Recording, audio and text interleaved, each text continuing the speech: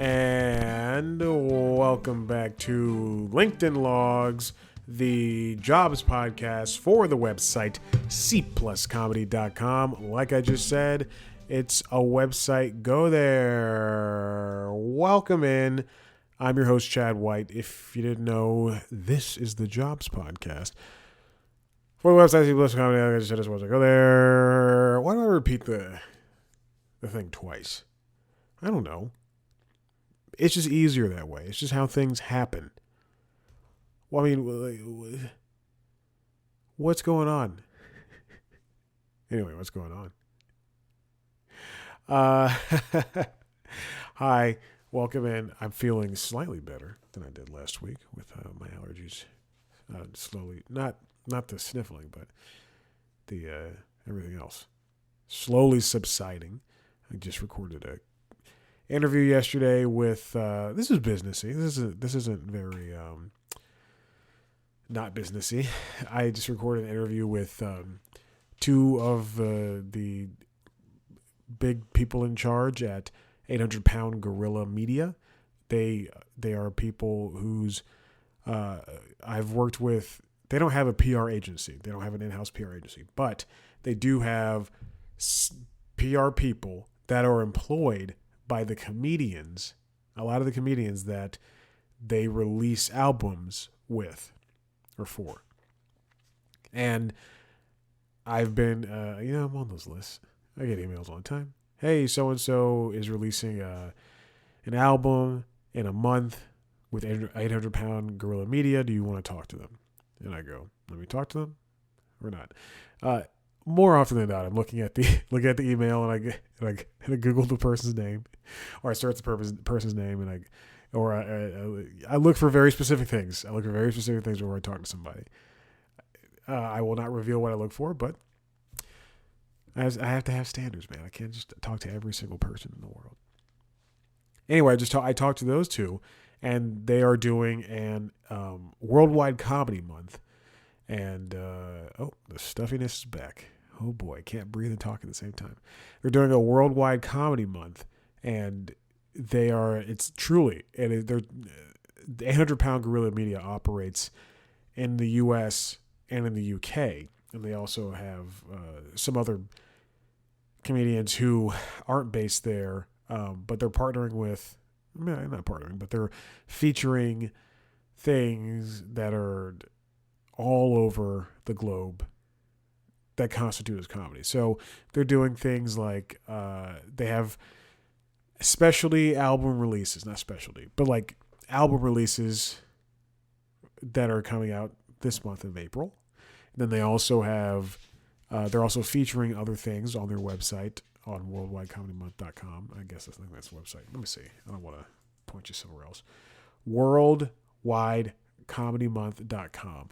And this doesn't mean, and it took me 2 questions to understand because I'm stupid when I asked this, but this doesn't mean that they are necessarily doing, there's like 5 things per day. There's not a lot, not 5 things necessarily every single day, but let's just pretend there's 5 things per day. They don't necessarily have anything to do with the Lopez versus Lopez season 2 premiere that happened on April 2nd. But they might be just putting eyes on it. Same thing for the Natalie Palamides stand-up thing that she does, show that she does. It's not necessarily stand-up, it's just more comedy. Anyway, check that out. worldwidecomedymonth.com, and then the interview will be up, I don't know, this week. I'm behind on putting videos up. Listen, I don't get paid. I don't get paid to do this. People need to understand that. I forgot to start the timer. God, I'm 5 minutes in. You get at least 15 more minutes with me, baby. All right, this past Friday, was the release of the job numbers, the job report for the United States. If you don't know, the first Friday of every month is the Job Friday. I stole that from NPR. What Planet Money? It is or Indicator. It is what indicates how many jobs the U.S. economy added or lost in March. According to Deadline, written by Ted Johnson, the U.S. economy added 303,000 jobs in March, losses seen in entertainment employment, and so the unemployment rate ticked down about 3.8%. But as we said, the entertainment jobs have just gone down steadily. They fell. Jobs in movies and sound recording fell by 2,600 positions to 438,400. Jobs in broadcasting and among content providers fell by 2,300 to 341,500. And jobs in publishing increased by 4,500 to 931,500. The industry, if you've been paying attention, the entertainment industry has been just seen a steady decline from everywhere between at broadcasters like news broadcasters like CNN to places like Netflix. I just announced that it's going to have to start doing some layoffs. I think that's the first time they've done layoffs in a long time compared to places like Disney or Warner Brothers, who also owns CNN, or Paramount, which as soon as they merge with Skydance, which is the rumor, or they sell off things to Byron Allen, there's definitely got to be some layoffs there. But the entertainment industry is just in a cattywampus state. In a word I'll steal from the finale of Curb Your Enthusiasm. I'm a Warner boy, baby. Shut up. It's where the entertainment industry is in flux. Where places like Netflix, places like Disney, you're going to see just less be made and less be released. You know, if Netflix was doing a movie a day, not a movie a day, excuse me, that's too much. If they were doing a movie a week, we're probably going to see way less than that. And that's just a number I just said. They're not really doing 52 movies a year, which they might be purchasing movies left and right, but we're going to see less things be made because they cost so much. And I don't know if that means that everything's going to be made for less money, because, you know, not every TV show can be made with the least amount of money that I assume Bob Hart's Abishola has. And I mention that in particular because that show is ending in its 5th season with a reduced episode count, and not every cast member is appearing in every episode. And yes, they have a large cast, and there's interplay between a general amount of them, but it's pretty noticeable. Also, I watched Bob Hart's Abishola. I've watched it from the beginning, and I love that show. I think it's very funny. I'm glad they're going out on their own terms. And then the same thing can be said about after midnight. At midnight, if I say from now on, if I say at midnight, I'm talking about after midnight. It's all the same show. I'm turning myself down.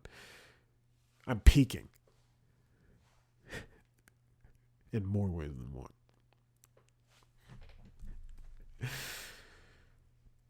You gotta watch the video. You gotta get the whole story.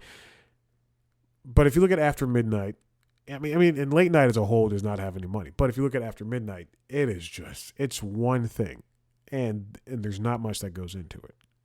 And I'm sure they'll be the first to tell you, yeah, we're getting. If you look at the budgets between them and the Tonight Show or Late Night, let's take Late Night, not Late Night, Late Show with Stephen Colbert, yeah, or even the Daily Show. You'll see, oh boy, that budget is low. And even though networks and shows and movies, the networks are almost the bad guy. I don't say bad guy, but they're the ones to blame for the least amount of money in these situations. But these movies, these shows are somehow making it work. And these jobs that they're getting rid of, let's go to CNN. These jobs that they're getting rid of or that they're not hiring for, because I've applied to I couldn't even tell you how many jobs I've applied to. Let's see how many jobs right now on my Warner Media workday that I am signed up. Sign me up for that position. I want to see how many jobs that that are active that I've applied to. Now between these numbers have changed, at least in the past week that I've seen them. I've applied to in the past. Let's see, 2 years, 3 years. In the past 3 years, I've applied to over 109 jobs at Warner Brothers alone.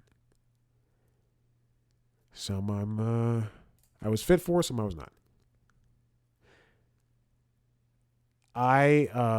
But now the only active jobs that I have under my name, because sometimes they remove these, sometimes they keep them up for way too long. I have 13 active jobs, all applied with the exception of one, all applied to in the past 3 months. There's an April in there, so 4 months. I have interviews for one. Just saying. I could have that job right now. Oh, I can breathe. Oh my God. Now keep in mind that I've come off of a low paying job there, in a low ranked job there. And before that I was at a middling pay job there. And a pretty okay ranking job there.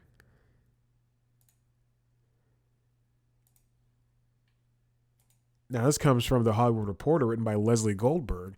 I'm scared, in quotes, why it's a brutal time to be a TV writer.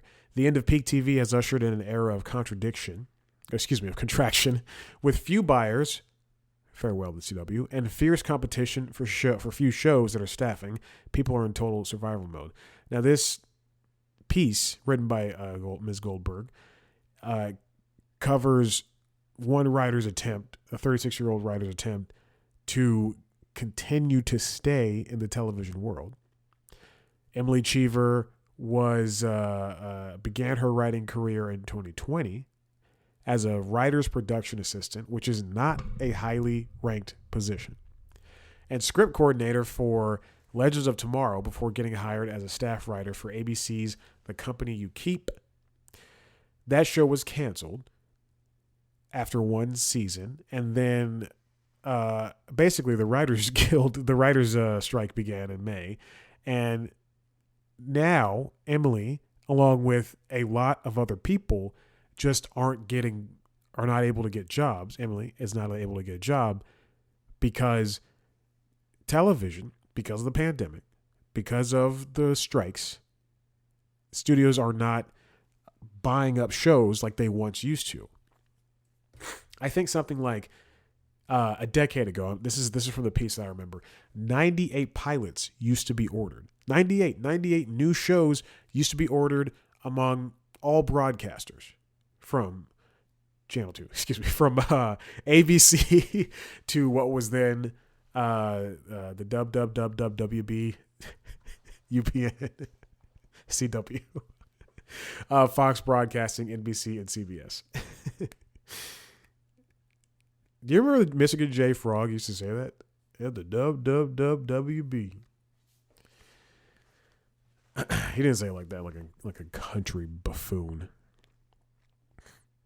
But now we're dealing with places like Netflix and Max and Peacock and Hulu and Paramount Plus, all those buying sprees, even for them, when places like Netflix would buy up, because none of those other streamers really did it, but even Netflix buying up pilots and show orders is no more. Netflix doesn't really do pilots. They usually just pick up a show. I don't think any streamer's done a pilot. Well, hold on. Netflix has done pilots before. Oh, God. No. Hey, stop. They're cleaning. I guess they're cleaning the floors outside, and The Dog Next Door, Maverick, they've just been barking up storms. Shannon Corbeil, a finalist for the Disney TV Writing Fellowship that was put on hold during the strike, said there are so few shows that are still being greenlit, so few new pilots that are being ordered, and fewer spots in writers' rooms. The staffing positions available are going to be more seasoned writers, and the pilots that are being purchased are being bought by proven writers. And yeah, I mean, that makes sense. They want people who they don't have to really bet on. They can just, and by they I mean networks and streamers. They can just go from now on. When I say networks, I'm also including the streamers. I'm tired of clarifying. You have to understand. And it's difficult to go, hey, I want to give a couple $100,000 to person writer one, who's this is their second ever TV show that they've worked on, let alone this is the first one they've ever made. Whereas I can just go to this person who's been in the industry for 15 years and give them a show and know it's going to work. And by a couple $100,000, I mean, like, that's like they're working on the show. They're not getting paid a couple $100,000. I mean, they're working on the show, and then also the pilot's getting made $1 million to make a pilot. 500,000 to make a pilot. 500,000 to make a pilot. I don't mean like someone's getting paid. Like, writers don't make much money like that.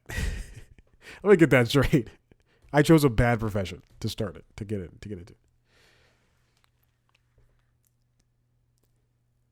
In the piece, also, Goldberg chronicles other writers, including Brandon K. Hines. I know I mentioned Emily Cheever, and I said there's other writers, so I want to mention another person. Hines was working at support staff jobs and as a script coordinator on Awkwafina as Nora from Queens and on Harlem. The Awkwafina show was on Comedy Central, and Harlem's on Amazon. He was staffed as a writer for the first time on Showtime's Fellow Travelers, the show starring Matt Bomer, I believe. Hines was homeless and had been bouncing between camping, couch surfing with friends, and the occasional Airbnb before he turned to driving for DoorDash and Grubhub after his 16-week writing job on the Showtime limited series concluded before the strikes began. You get paid for those weeks that you work. You don't get paid for anything else. You get paid for, he was a staffed writer. You get paid for those 16 weeks, and then that's it. And let's say they pay you, I'm literally just throwing out a number, $2,500 a week. $2,500 a week. That's all you get. You get taxed if you have representation, which you probably do as a writer of some sort. Then you got to pay 10% to that person, and then whoever else is on your team. So if you just have representation with one person, then you got to pay 10, 15%, however much. You have to have a lot of work lined up. You know, that's what, like, at SNL, sometimes they have guest writers come in, sometimes, and those people write for a week or 2 weeks. Or they have, writers for late night. They often are writing in stints. They're writing like 8-week stints, something like that. I know a couple of people who have done that personally. I know some people personally who do that. It's like you could be on a big show and it still not get paid. You could be on a show and it won't be put out for a year. So you don't even know what happens. You could be working on a show, write something, and then 2 years down the line, it's finally out on Paramount Plus or it's on some other platform or network. We talk about the piece also mentions John Landgraf, who is the who is the CEO of FX. He talked about peak TV for the past couple of years and how this year we've finally seen the peak and we're going to go on a downward slope because there were fewer shows being greenlit or produced. The overall volume of U.S. produced live-action scripted TV series fell 14% last year from a high of 600 in 2022 to 516 in 2023. Now, there are ways for people to get monetary help at this time. And there's during the strikes, we learned of the Entertainment Community Fund.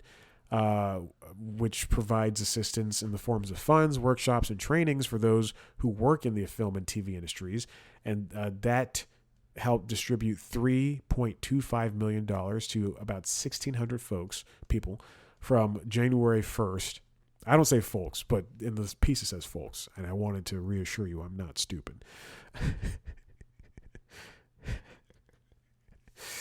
I was going to quote Hamilton after that. Anyway, from the song is still playing in my head. From January 1st through March 22nd. That's on top of the $18.8 million that the Entertainment Community Fund handed out in 2023 during the dual work stoppage to 8,500 people, including more than 600 writers.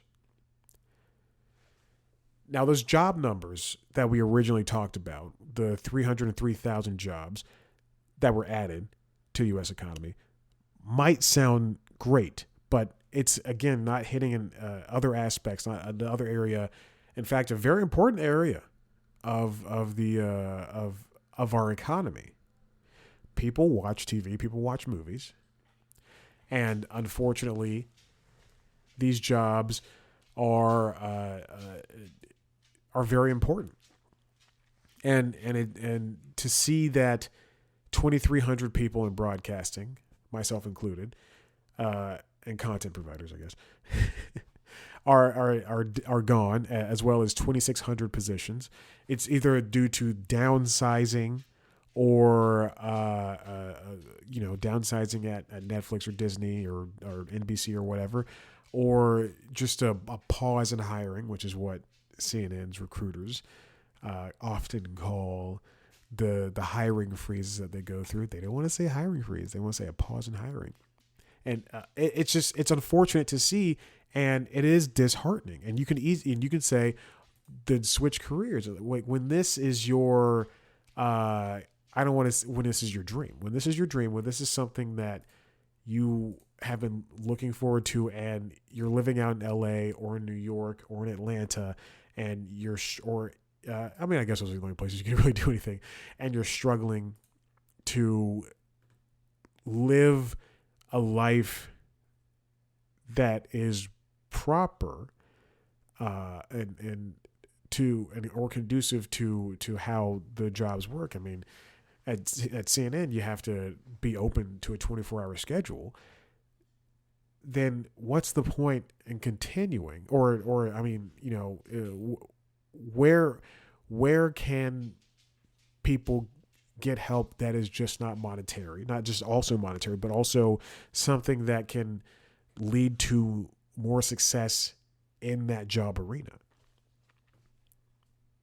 I mean, let's look at. I'm the person here. So let's look at me, for instance. Let's go to my resume, which I will not put on screen because my phone number is up there. I have to click on work, and then I have to click on resume. But let's go to my resume and look at all the crap that's on there. I mean, I've had, let's see, 1, 2, 3, 4, 5 jobs in the past several years. What year is it? 2024. I've had 5 jobs in the past. When did I get out of college? 2015. So 2015, 2024. 9 years, and I'm very lucky. I wish I was luckier. I really wish I was luckier. But I've had 5 jobs in the past 9 years that are at different levels of importance. And I say importance because it's I mean, the last one I was just at, is an entry level job where I was working with mostly 19-year-olds and college graduates. But I've only been salaried. Maverick, stop! Come here. I've only been salaried one time, and I've only had benefit. That's the last time I had benefits, and that was the only time I ever had benefits, really. But everything else has just been it ebbs and flows, and it's just not a very fun time. So you got to do a lot of lying. Like, oh yeah, I worked at that job for 3 years, when it was like 2 years and a month. And then you have to do a lot of fluffing, like, oh, I worked with editorial leads on researching and logging and writing stories. No, I didn't. Not at this job that I'm naming. Oh God. And it's a lot of starting over. That's why you see someone who is, and this is not to talk bad about Emily, but this is a lot. This is why you see someone who's 36 years old and working a writer's production assistant job. Because these aren't just going to these jobs aren't really just going to, as in the same way that they're not, that pilots aren't really being made with people who are just starting out, who are evergreen, who are green in the thumb. They're also not being these jobs, these entry level positions, are being applied for by other people who've already done the job, because this is all they can get right now. The WGA, which monitors employment levels among its members, declined to comment for this story, other than to say the union, quote, required some time for a clear post-strike picture to occur. And this, I mean, the WGA, the Directors Guild, the Producers Guild, SAG, it is in their purview. They should want to help. They should not have to help, but they should, people are paying $4,500 dues, or however much. Come here, now. They are paying $4,500 for dues, and or however much the dues are, and it is tough when those dues. Yes, they get you benefits, they get you screenings of movies or whatever, but at some point, you're going to have to start paying it back to your community of writers or producers, directors or actors or sound people, and say, this is what we're trying to help you. Let's offer you. Let's give you some workshops. Let's give you some trainings. Let's give you some ways to make more money that doesn't involve you signing up for DoorDash or going back to bartending or having to work an office job. The lack of the CW as a buyer for multi-season shows like Legends of Tomorrow and Superman and Lois is also contributing to the downturn in available gigs for writers. Since Nexstar took control of the CW from Warner Brothers and CBS Studios in October 2022, the network has canceled more than a dozen scripted originals and is no longer buying scripts from the traditional studio system the way it did under the former CW CEO, Mark Pedowitz. That has left hundreds of writers out of jobs, as the CW previously served as a way for new scribes to learn the scopes. We're gonna start seeing this the output slow down. We're not gonna see weekly drops of shows anymore. Like on a Friday, on a Tuesday and a Friday, on a Wednesday, you're able to basically throughout the week, even on the weekend, you used to be able to see shows and movies pop up on any number of services. But now, as things wind down, as shows are ending or shows are canceled or shows don't come back often, you're going to see Disney Plus or Netflix or Peacock kind of offer and shake up what they already have. Hey, I know you can go out to eat, but here's a peanut butter and jelly sandwich you can have right home, I've already had peanut butter and jelly. Yeah, but, it's good on day 2.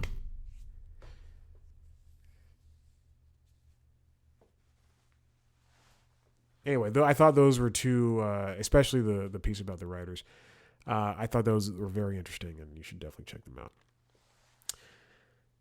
if jobs and stuff interest you. Hey, listen, if you like what you heard here, head to the website, cpluscomedy.com, where you can see me talk to famous people sometimes.